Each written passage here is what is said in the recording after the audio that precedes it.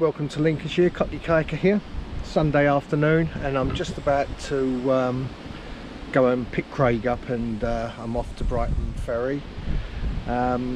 Things haven't worked out there for me for various reasons, so I'm going to collect my boat. The engine's got to go for a service anyway, but it just hasn't transpired in the way that I thought it would there, so I'm going to go and tow my boat home, and I'll explain to you in due course as to the reasons why. So I'm just going to finish off loading the van and make tracks, and I'll catch up with you once I'm there.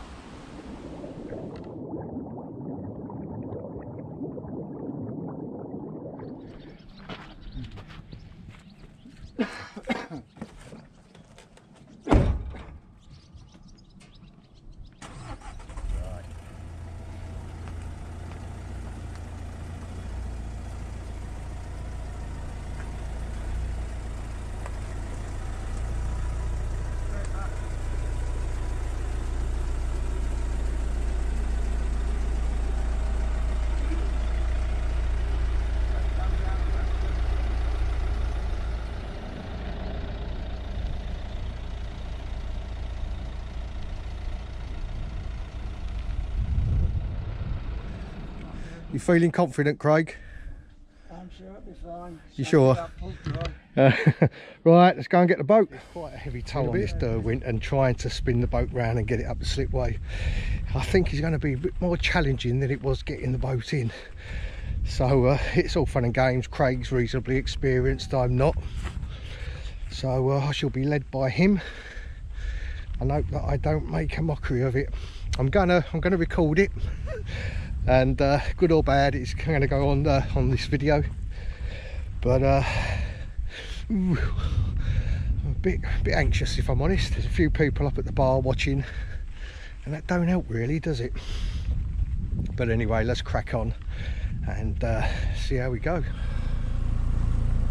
All right, so just round this right hand bend we shall be on top of the slipway. That's where the fun begins.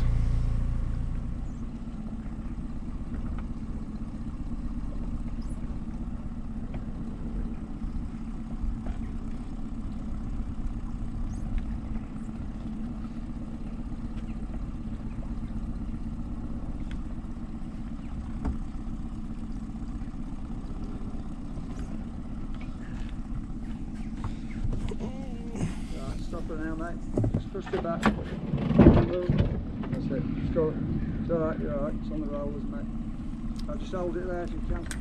Slings the rope. Easy said than done. Oh, that was too far. Forward a bit, mate.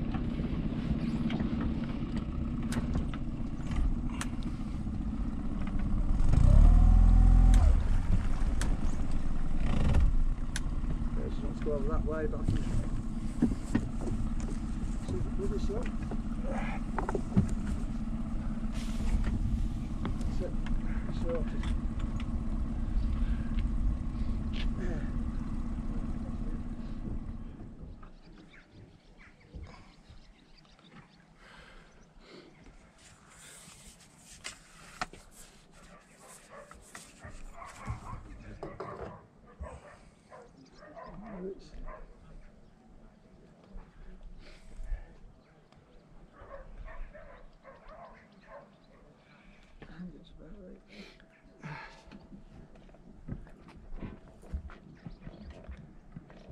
That's it. Come on.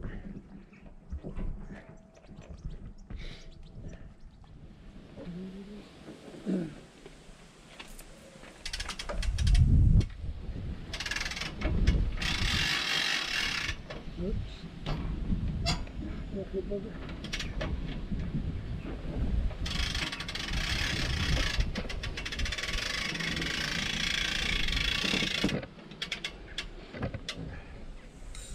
Around now, isn't it? Thank you, sir. Yeah. Thanks, Sammy.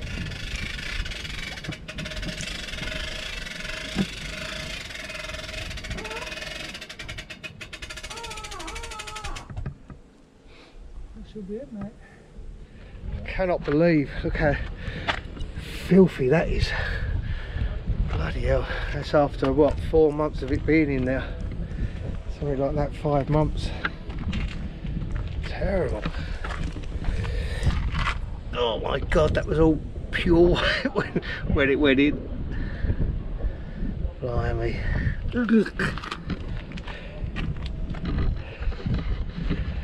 So let's get this drain plug out if I can.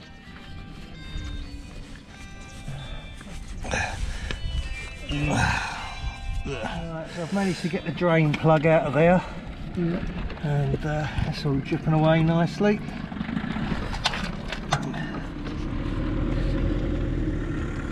Right. Yeah, it works. That one. So the problem with the electrics, electrics seem to giving us a bit of jip. Right, that's it, we're ready for the off, all done. All the indicators are working, brake lights are working, we're all road legal. Trailer and boat are as one, secure. There's nothing loose, nothing can rattle around.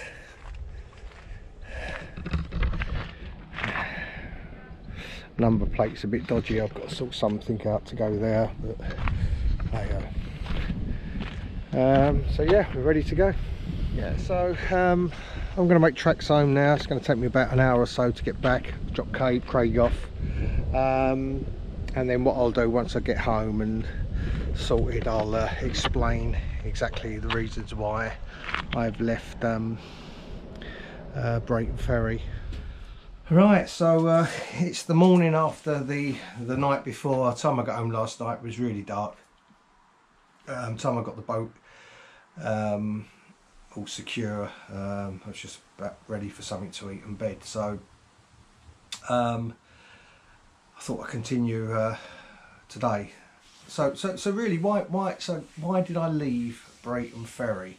Well, the positives are that the people there are really nice, really welcoming. John and that is sound, and all his staff really helpful. You know, he does a nice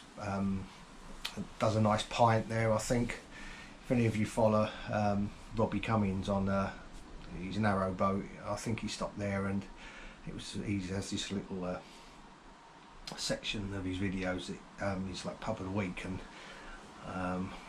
the Derwent Ferry was on there. So, you know, nice beer. You know, the River Derwent's a lovely river. You know, and you're easily onto the Ouse and the Pocklington Canal and up to York and places like that, Ripon. So there's a lot of really good positive things about Derwent Ferry. For me, the downside was that it's a bit like a Jekyll and Hyde place. Like during the week, it's really quiet. You know, you can be like the only one there. But come sort of Thursday afternoon, Friday morning, Saturday, that's when all the campers turn up, and that's when it can get a bit stressful, really.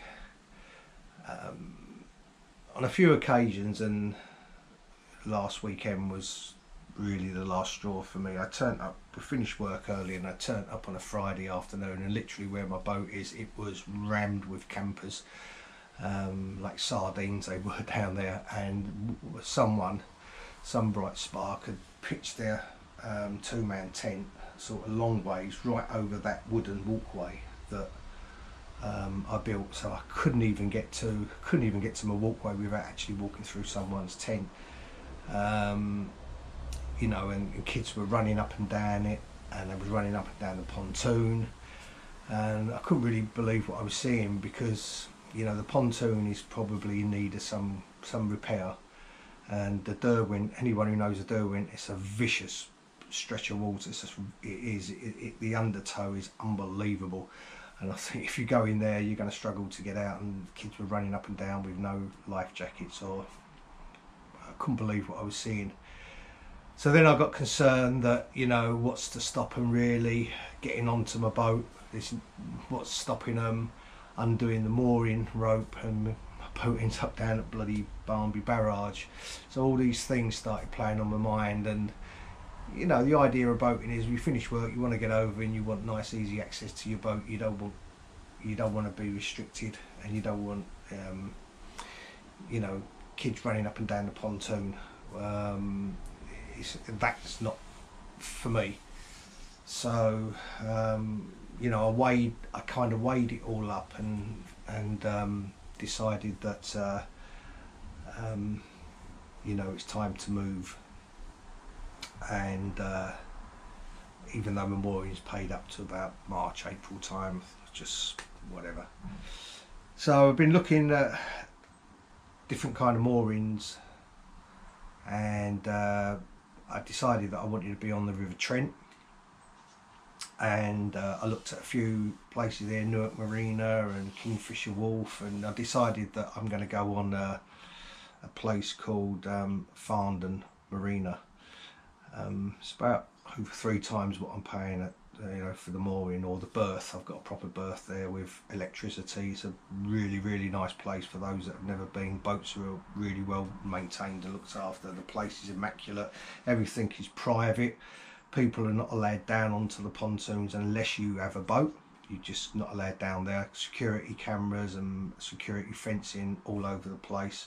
Really nice reception area. I think they do RYA courses, and they have a chandlery shop there. So really got everything that I want. Oh, and a restaurant, a floating restaurant and bar.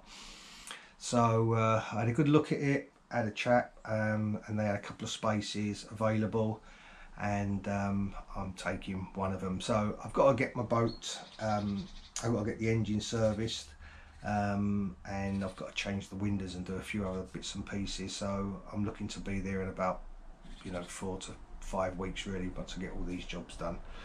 So that's it. But you know, Brighton Ferry is just not really for me. It's not private enough. I think you know, once I've got the worry that people can actually quite easily get on the boat, because there's no real security there at all. And you know, we was all kids once, and I was as mischievous as any others, and I probably wouldn't have thought nothing of undoing a mooring rope.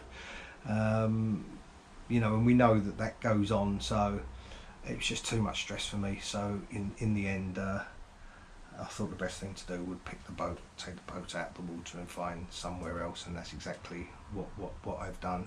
I shall still go to Brighton Ferry. I still enjoy the Pocklington Canal and the Derwent, maybe just as a sort of kayaking. So I will be going back. But as for mooring a boat, simply not for me. So I just wanted to share that with you. Hope you've enjoyed this little video. Me and young Jack are off up to Scotland on Thursday, which is the 17th of August. We've got a couple of nights at Glen Nevis campsite, and we're going to climb Ben Nevis, so can't wait for that. Really looking forward to that. So until the next video, safe and happy boating. Please subscribe if you haven't done so. It really, you know, it means a lot, and be well appreciated. So until the next time, all the best. Bye. Many months.